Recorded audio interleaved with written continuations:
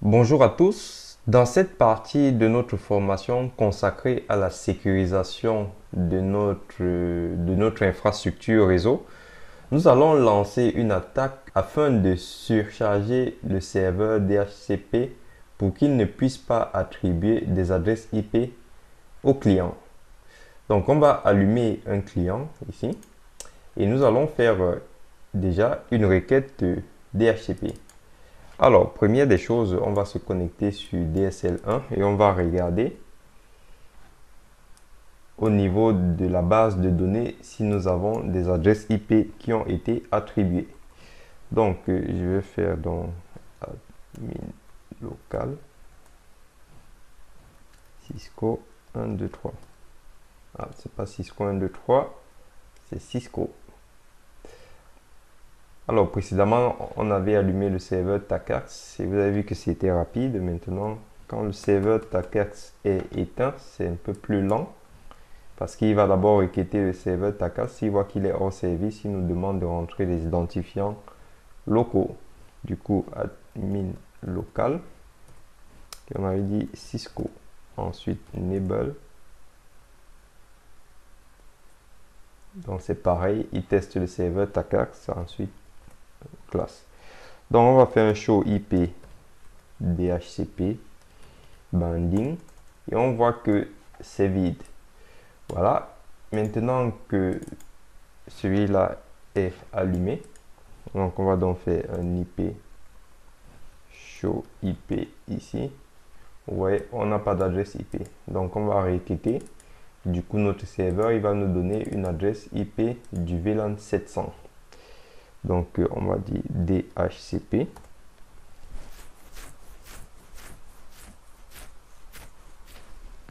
Voilà, quand il écrit DORA, ça signifie que la requête est bien passée. Donc on peut relancer notre commande et là, il a bien une adresse IP. Du coup, si on revient ici, on relance notre commande et là, il vous dit, voilà, j'ai attribué cette adresse IP. Voici le username de la machine. Très bien.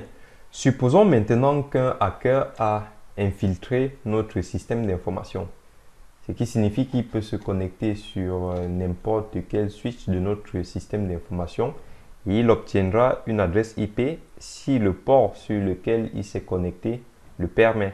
C'est-à-dire que le port est configuré sur un VLAN et que sur ce VLAN, nous avons configuré un pool DHCP depuis le serveur DHCP.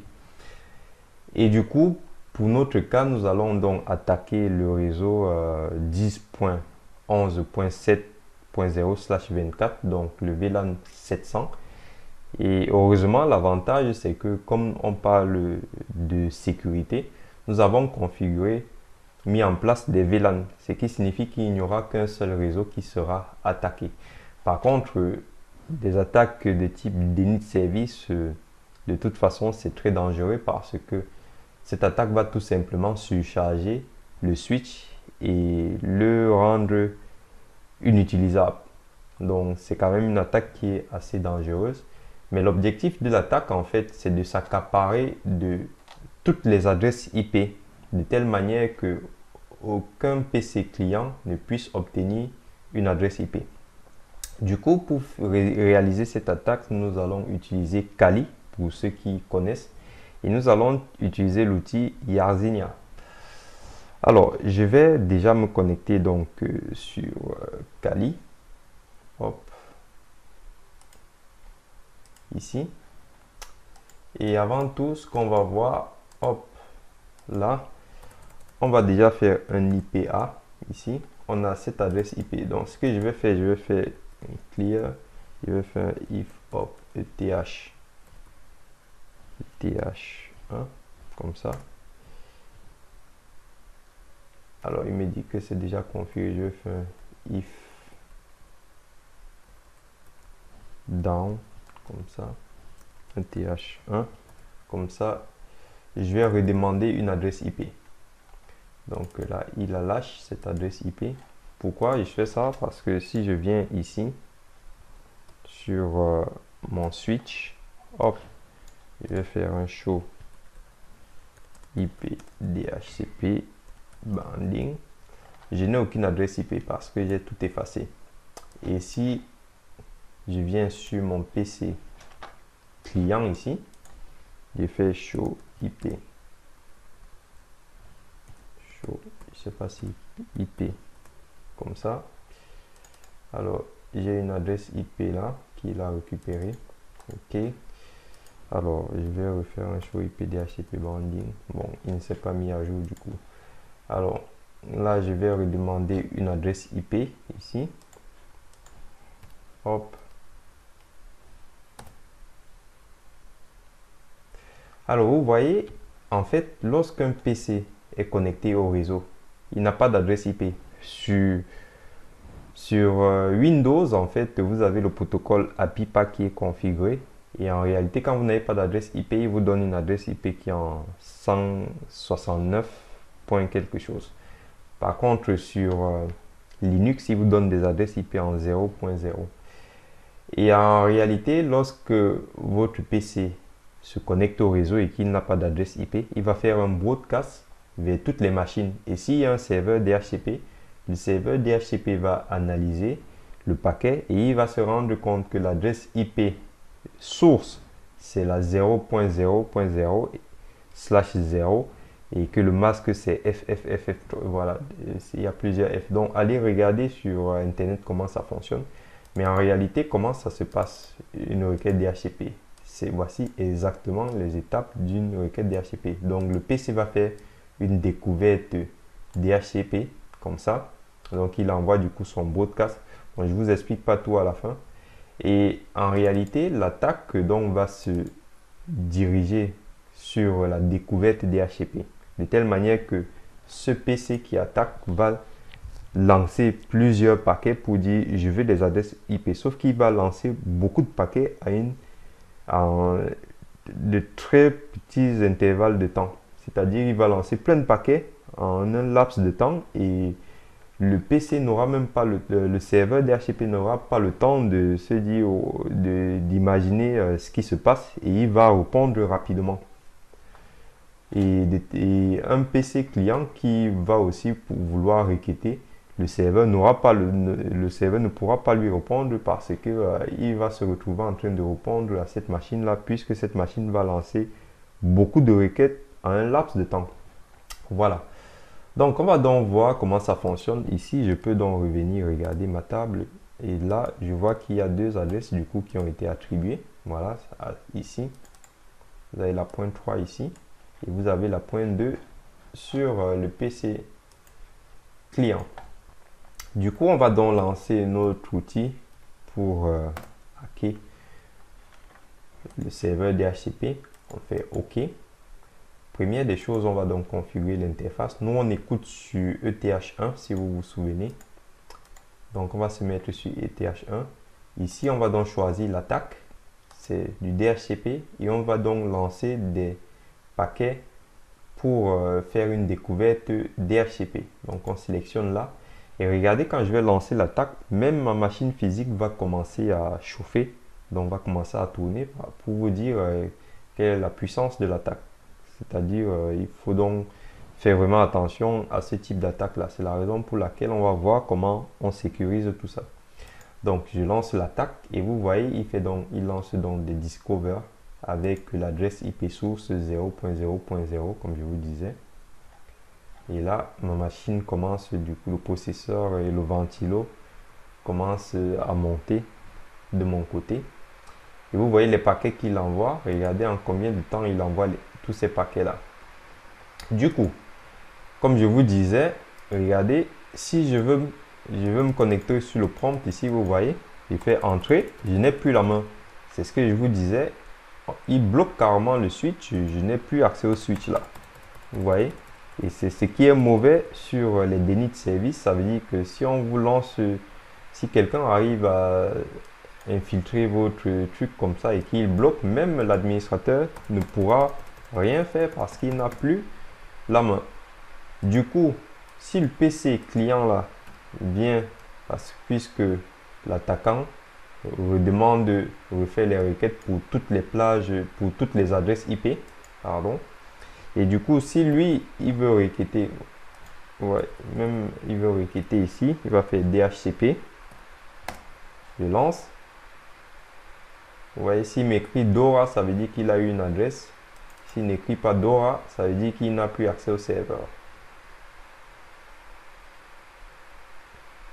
Vous voyez, il n'a plus accès au serveur. Imaginez, cet utilisateur, il perd son adresse IP alors qu'il l'avait tout à l'heure et il la perd. Il appelle l'administrateur, il dit oui, je n'arrive plus à me connecter sur Internet, mon adresse IP ne fonctionne plus. L'administrateur vient sur le PC, il veut se connecter, tac, tac, tac. Il n'a plus la main. Donc, faites très attention à cette attaque, elle est très dangereuse. Du coup, on va donc repartir sur Kali et on va arrêter cette attaque là. Donc on fait stop all comme ça. Voilà. On peut quitter ici et regardez, il vous redonne la main. Vous voyez, ça c'est tout ce que j'ai appuyé là. Et là, vous voyez, il a même carrément fait tomber mes interfaces ici. Et maintenant j'ai la main. On va aller regarder du coup ce qui s'est passé quand on va faire un show IP DHCP banding. Show IP DHCP banding. Qu'est-ce qui s'est passé? Regardez, il a commencé à demander les adresses ici. Et en plus, vous voyez, le laps de temps auquel il demande, c'est toujours la même chose ici. Regardez, 12, 29, 12. Et donc, c'est très intéressant d'apprendre aussi à analyser, à faire du troubleshooting, hein, parce que quand vous allez regarder aussi ici, vous allez vous rendre compte que vous allez vous dire, mince, il y a une adresse IP qui a demandé, un PC pardon, qui a demandé une adresse IP le 18 janvier à 2021 à 12h29 AM. Par contre, un autre PC a refait la même chose à la même heure. Direct, vous allez vous dire, attention, ça c'est du DHCP spoofing. Voilà comment on analyse les attaques et on tire des conclusions. Voilà, donc si je refais un show IP DHCP banding, vous allez voir, regardez, ça augmente, regardez, il prend carrément toutes les plages. Et moi, en fait, quand mon PC veut aussi demander une adresse IP en même temps qu'il y a l'attaque, qu'est-ce qu'il fait? Il demande cette adresse-là, il lui dit, ah, c'est déjà utilisé, il lui demande, c'est déjà utilisé. Donc, tout ce temps-là, il demande, c'est utilisé, sauf qu'à un moment donné, lui ne va pas passer le temps à demander, il s'arrête, quoi. Donc voilà, vous avez vu, à chaque fois que je fais un show, je suis à 100, à 0.105 ici. Et je fais encore un show comme ça, voilà. Vous pouvez attendre un peu pour rafraîchir. Voilà. Donc pour effacer la table, vous faites un clear IP DHCP banding et vous faites étoile. Comme ça, il efface tout. Et là, si vous faites ça, show IP DHCP banding, voilà, c'est vide maintenant. Du coup là, regardez, si je redemande une adresse IP, il est écrit Dora. Voilà, il a maintenant pu obtenir une adresse IP et ici je peux refaire mon binding et là j'ai mon adresse IP.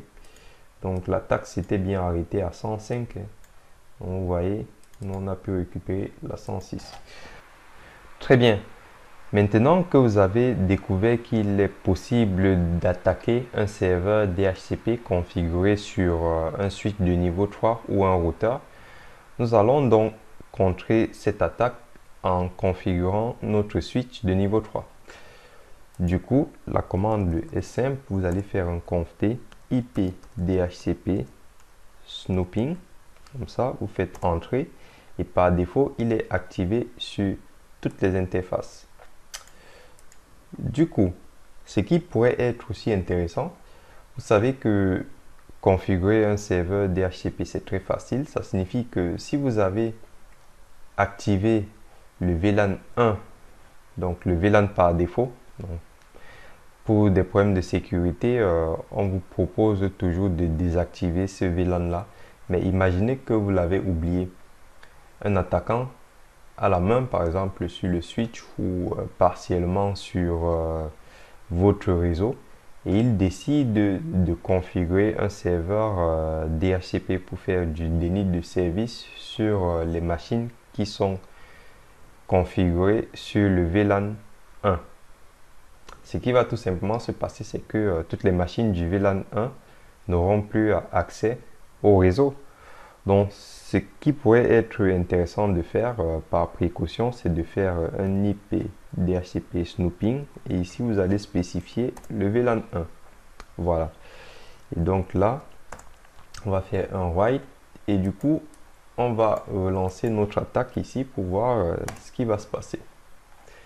Donc, avant l'attaque, si je fais ici, alors hop, je vais faire comme ça. Je vais redemander une adresse ici. Vous voyez, il occupait bien l'adresse. Alors, je lance maintenant l'attaque. Hop, ok. Donc, interface ETH1. Je valide. Hop. Là, je lance mon attaque. Et là, regardez ce qui se passe. Vous voyez, il n'arrive plus à requêter, à lancer plusieurs requêtes à mon switch. Et si je viens sur mon switch, hop, on a dit DSL1. Vous voyez, cette fois-ci, j'ai la main sur mon site. Je peux faire un show IP DHCP banding. Et là, je vois les entrées. Je peux revenir ici pendant qu'il a lancé l'attaque. Et donc, vous voyez qu'il était stoppé. Donc, je lance. Et je récupère bien une adresse IP. Voilà. J'espère que vous avez vu comment contrer une attaque de starvation ou épuisement de ressources. C'est comme ça que ça se nomme. Et du coup, si vous voulez avoir des informations sur le DHCP snooping, sur ce qu'on vient d'activer sur nos switches, vous pouvez aller sur Internet. Sinon, le DHCP snooping consiste juste à supprimer le trafic DHCP jugé inacceptable. Voilà.